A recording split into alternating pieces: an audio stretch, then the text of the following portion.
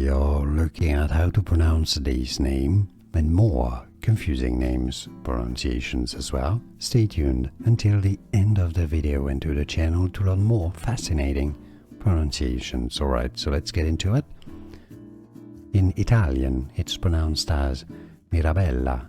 So because you have the double L, you want to insist on that. Mirabella.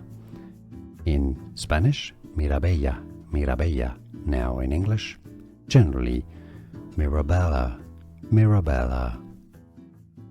We are looking at how to pronounce today's name and more confusing names, pronunciations as well. Stay tuned until the end of the video and to the channel to learn more fascinating pronunciations. Alright, so let's get into it. In Italian, it's pronounced as Mirabella. So because you have the double L, you want to insist on that. Mirabella.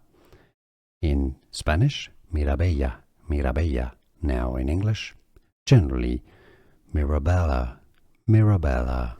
Here are more videos on how to pronounce more confusing words and names too many mispronounced. Like this video if you found it useful. I appreciate your support. I'll see you soon and thanks for watching.